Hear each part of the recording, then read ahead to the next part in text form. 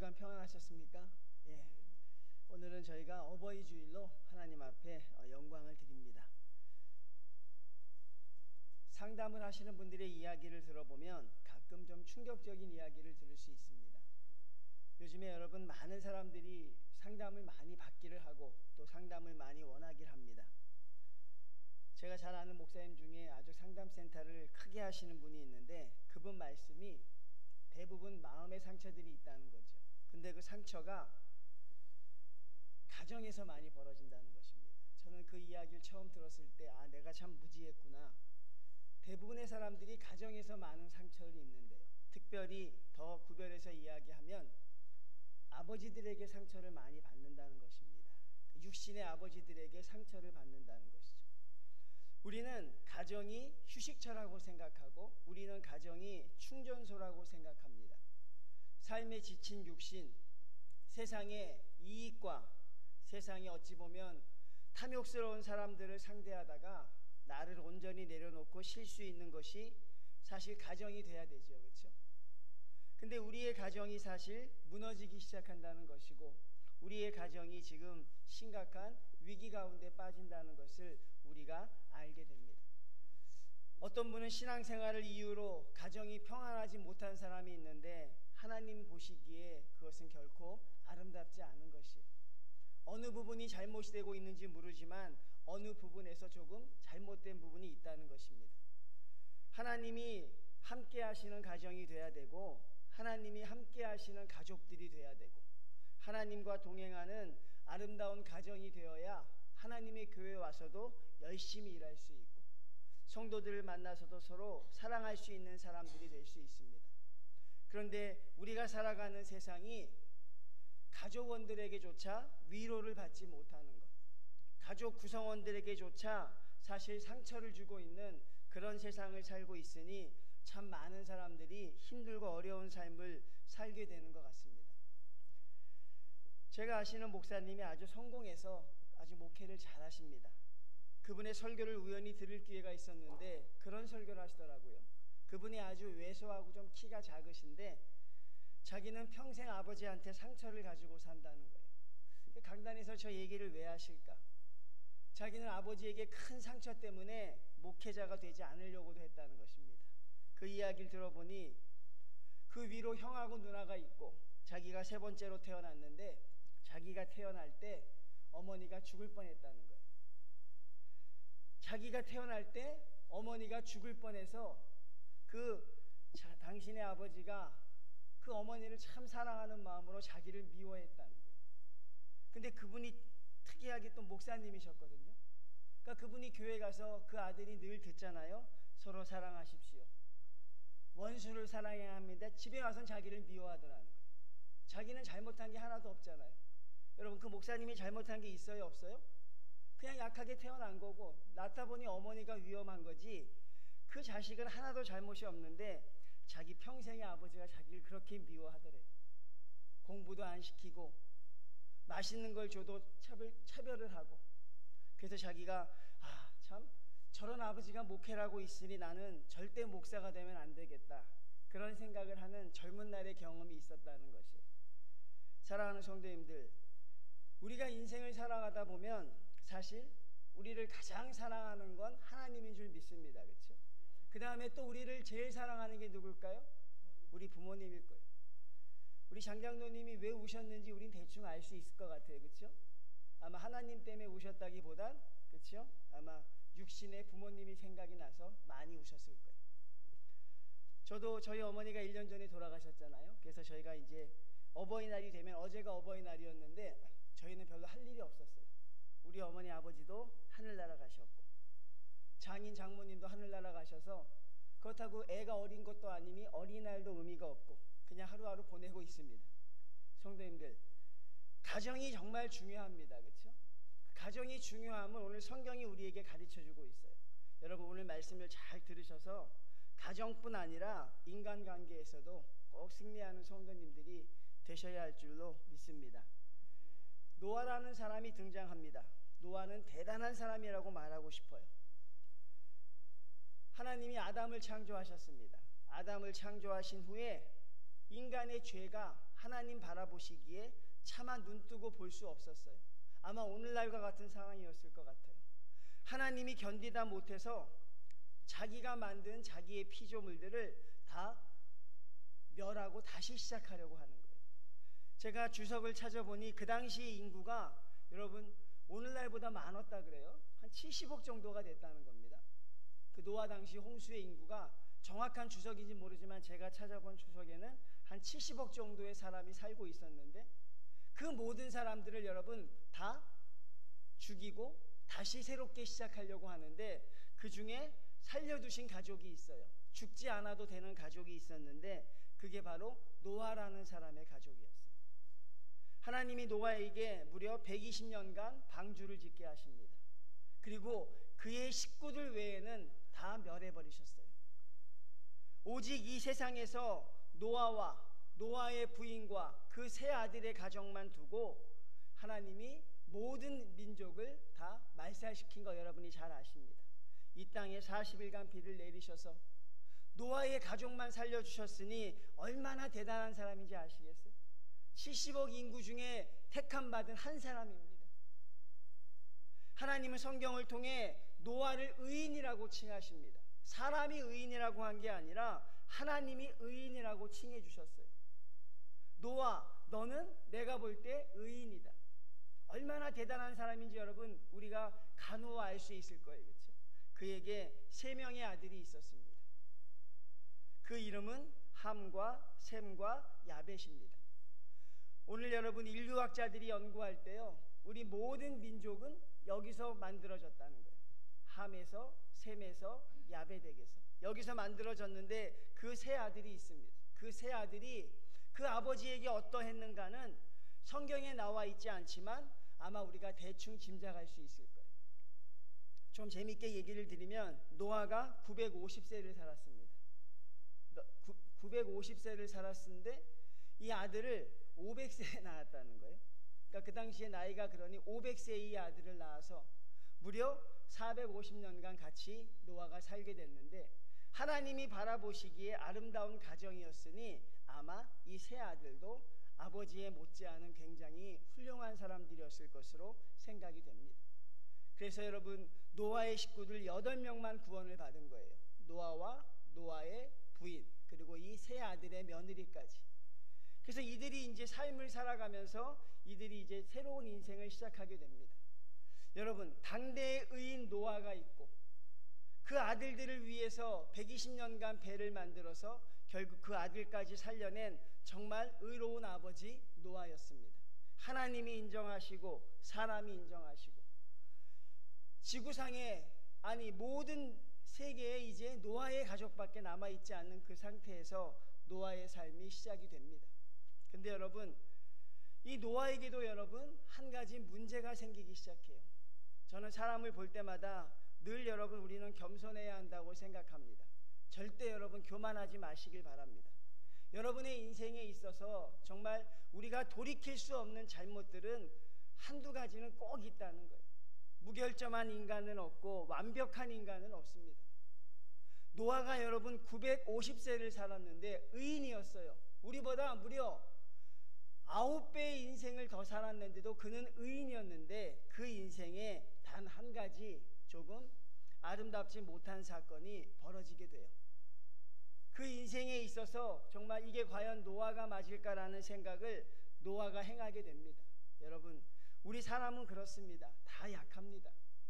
아무리 의로운 사람 같아 보여도 여러분 무너질 때가 있고 아무리 대단한 사람일 것 같아도 그 사람의 가장 약한 면이 있게 되는 것이.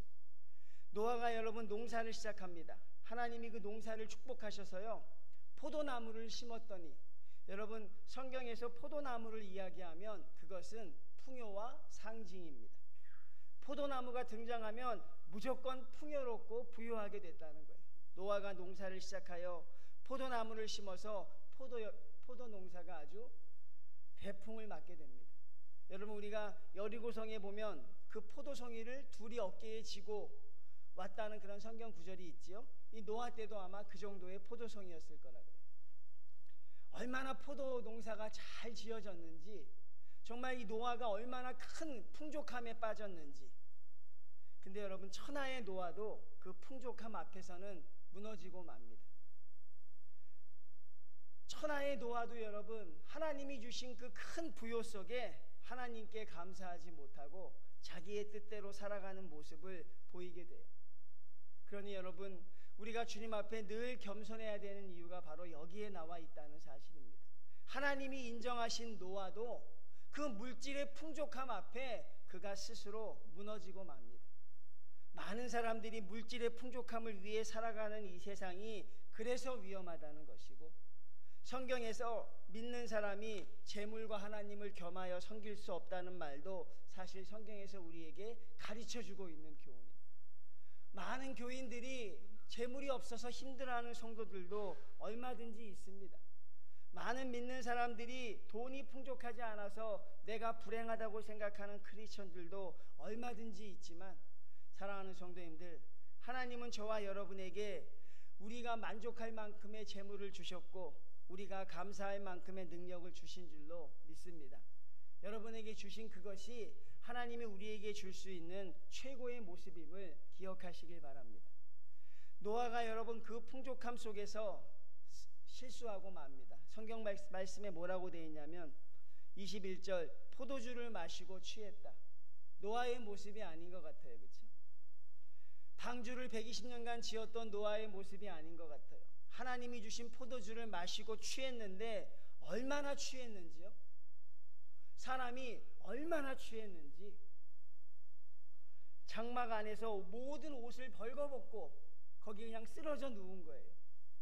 여러분, 한 시대의 족장이고 하나님과 동행하는 자고 당대의 의인이었던 노아의 모습이라 상상이 가지 않지만 우리 인간에게 이런 면도 있다는 걸 제가 여러분들에게 말씀을 드립니다. 가끔 자녀들에게 그럽니다. 우리 부모님이 그게 아쉽습니다. 우리 부모님이 그게 참 안타깝습니다라고 이야기하지만 사람의 모습 속에서는 늘 힘들고 어려운 면이 있다는 걸 성경이 보여주고 있어요. 포도주를 마시고 취하여 그 장막 안에서 발가벗고 자게 돼요. 발가벗고. 그러니까 몸을 하나도 걸치지 않았다는 사실입니다. 이제 그 다음부터 오늘의 성경의 사건이 시작되는 거예요. 아버지가 발가벗고 자고 있는데 아버지의 아들, 세 아들 중에 함이란 아들이 있어요.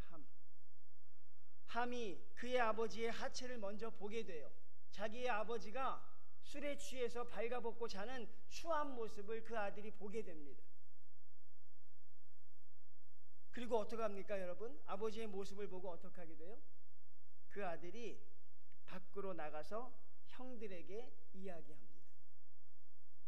뭐라고 이야기했을까요? 아이고, 우리 아버지 저렇게 거룩한 척 하더니만 저거 봐라. 형들, 우리 아버지가 저게 술 취해서 저러고 자고 있어요. 하나님이 의인이라고 많은 사람들이 존경받는 그 우리 아버지가 저렇게 자는 걸 보십시오라고 뭐라 그래요? 아버지의 허물을 형들에게 이야기합니다. 여러분, 시간의 역사를 바꾸어서, 시간의 좀 순서를 바꾸어서 이때 노아의 아들 함이 아버지의 하체를 형들처럼 덮어주고 하나님 앞에 약한 모습을 인정하고 조용히 있었다면 얼마나 좋았을까요? 자기의 아버지입니다, 성도님들. 자기를 위해서 120년간 방주를 지었던 나의 아버지이고 늘 자랑스러웠던 믿음의 사람들의 아버지입니다. 어딜 가도 자랑하는 아버지였고 누구를 봐도 존경받는 그 나라의 가장 위대한 사람 중에 하나였던 아버지의 허물을 보고 그 허물을 덮어주었더라면 아마 이 함의 인생은 달라졌을 거예요. 근데 많은 사람들이 그렇지만 여기서 역시 실수를 하고 맙니다. 정말 중요하고 정말 하나님이 우리에게 주시는 지혜가 필요한 상황이었어요. 왜 아버지의 허물을 이야기하는 사람이 됐을까? 이 함이란 사람은 왜 아버지의 허물을 이야기하며 조롱하는 사람이 됐을까? 성도님들, 우리가 늘 이야기합니다. 형제의 허물을 보게 하는 것은 기도하기 위함입니다. 할렐루야. 형제의 약함을 보게 하는 것은 도와주려고 보게 하시는 거예요. 우리 믿는 자는 그런 공동체 안에 살아가는 거예요. 왜 나에게 저 형제의 약함을 보게 하셨을까? 나에게 왜 저 자매님의 약함을 보게 하셨을까? 나에게 왜 저 목회자의 허물을 보게 하셨을까? 나에게 왜 저 성도의 보이지 않는 면을 보게 하셨을까? 그것을 조롱삼아 이야기하라고 보여주신 게 절대 아닙니다. 그걸 보면서 나는 저 사람보다 낫다라는 비교 우위를 가지기 위해 보여주신 것도 절대 아니에요. 상대방의 허물을 보여주신 것은 제일 처음 덮어주라고 보여주신 것입니다. 우리는요, 늘 덮어주는 성도들이 돼야 합니다. 뭐 허물을 봤으면 함과 같이 살면 안 된다는 거예요. 그저 이야기하지 못해서, 그저 말하지 못해서 그런 사람이 아니라 함처럼 살면 안 된다고 성경이 우리에게 가르쳐주고 있는 것이고, 여러분의 가정도 함과 같은 사람이 있으면 절대 평안해지지 않는다는 사실이에요. 이게 우리 인간의 본성 중에 하나인 것 같아요. 근데 여러분 기억하십시오. 믿는 자의 허물은 덮어주려고 보여주신 것이고, 믿는 자의 허물은 기도하라고 보여주신 것입니다. 근데 함은 거기서 실패하고 마요. 아마 조롱했을 것이고, 아마 여기저기 떠벌렸을 것 같아요. 근데 두 형은 달랐습니다. 23절 말씀 봅니다. 셈과 야벳이 그 말을 듣고 다른 사람에게 또 전하는 게 아니에요. 어떤 꼴인가 가서 한번 보자, 그게 아닙니다. 하나님의 사람이라는 존경심이 있었고, 하나님의 성도라는 유대감이 있었고, 자기의 아버지라는 존경심이 있었습니다. 셈과 야벳은 옷을 가져다가 자기들의 어깨에 메고 뒷걸음쳐 들어갑니다. 얼마나 귀한 아들들입니까? 여러분, 그냥 들어가도 돼요. 아버지가 잠자리에 있었잖아요. 잠들고 계셔서 만취되어 있잖아요. 그냥 들어가도 되는데 자기 아버지를 존경하는 마음으로, 하나님의 의인을 정말 존중하는 마음으로 여러분 뒷걸음쳐 들어가요. 그리고 그들의 아버지의 하체를 조용히 덮어줍니다. 그들이 얼굴을 돌이키고 그들의 아버지의 하체를 보지 않습니다. 얼마나 짧은 시간에 이루어진 사건입니까? 의인이 무너지는 과정이 여기 있었고요, 그 무너지는 과정 속에서 그것을 떠벌리며 조롱하는 한 아들이 있었고, 그것을 덮어주며 허물을 보지 않는 또 두 아들이 있었습니다. 여러분 24절 말씀 봅니다. 노아가 술이 깨어 그의 작은 아들이 자기에게 행한 일을 알고 세상에 비밀은 없는 것입니다. 여러분, 만취해서 인사불성이던 노아가 그 사실을 알 것이라고 함이 생각했겠죠. 자기의 아들 아버지가 저렇게 만취했으니 내가 지금 무슨 말을 해도 모를 것이고 내가 어떤 행동을 해도 모를 것이라고 생각합니다. 근데 여러분, 하나님이 알게 하시고 우리 인간이 살아가는 것이 비밀이 없음을 우리에게 깨우쳐주고 있는 거예요. 당신만 알아야 돼 라고 이야기하지만 그게 한 번도 지켜준 적이 없어요. 그러니 여러분, 노아가 그 일을 알았다고 성경이 말합니다. 어떤 일을 안 거예요? 자기의 아들 함이 술 취해 자는 자기의 모습을 그대로 방치해 두고 그걸 형들에게 이야기하고 또 조롱하며 이야기한 그 사실을 노아가 알게 됐다는 사실입니다. 여러분, 우리는 얼마든지 지혜로울 수 있다고 생각합니다. 사랑하는 신흥교회 성도님들, 저와 여러분은 얼마든지 지혜로울 수 있습니다. 저와 여러분은 얼마든지 하나님의 사랑을 받을 수 있습니다. 그게 무엇입니까? 바로 형제의 허물을 봤을 때 그것을 덮어주는 성도는 하나님이 사랑하십니다. 그것을 위해 기도해주는 성도는 하나님이 지켜주십니다. 여러분, 지금은 노아가 발가벗고 있지만 어느 날 그 자리에 내가 발가벗고 있을 수 있다는 사실을 우리는 늘 기억해야 합니다. 내가 그 자리에 있을 수 있다는 사실. 어떻게 사람이 저렇게 살까 하지만 저와 여러분도 언제나 그 자리에 있음을 깨닫게 됩니다. 노아가 일어나서 여러분 약간 충격적인 일이 벌어지죠. 자기의 사랑하는 아들입니다. 자기가 낳은 아들에게 25절 그럽니다. 가나안은 저주를 받아야 할 것이라. 자기의 사랑하는 아들에게 노아가 저주를 내립니다. 이게 하나님이 노아에게 하신 행동이에요. 하나님이 하신 일입니다. 노아가 자기가 그냥 흥에 겨워서 자기 한풀이라고 자기 성질을 이야기한 게 아니라 하나님의 역사를 말하고 있어요. 가나안은 저주를 받아 형제의 종들의 종이 되어야 할 것이다. 이 작은 사건 하나가 여러분, 이 함이라는 가족을요 평생 노예의 종으로 살게 했어요. 그래서 역사를 찾아보면 이 함의 가정이 바로 흑인의 조상이 돼요. 흑인의 조상이 됩니다. 백인들의 노예로 살고 모진매를 맞고, 지금도 흑인들이 인권이 많이 상장됐다고 하지만 사실 여전히 그런 삶을 살게 되는 게 역사학적으로 보면 이 한 가지 실수입니다. 자기의 사랑하는 아버지의 허물을 덮어주었으면 그 형들처럼 복받는 민족이 됐을 텐데, 그 작은 행동 하나가 이 함이라는 가정을 하나님이 온전히 멸망시키는 것을 하나님이 허락하시고 하나님이 하셨습니다. 너는 저주를 받아 종들의 종이 되기를 원하노라. 반대로 형들은 어떻게 됩니까? 셈의 하나님 여호와를 찬송하라. 야벳을 창대하게 하사. 여러분, 아주 작은 행동입니다. 얼마의 시간이 흘렀을까요?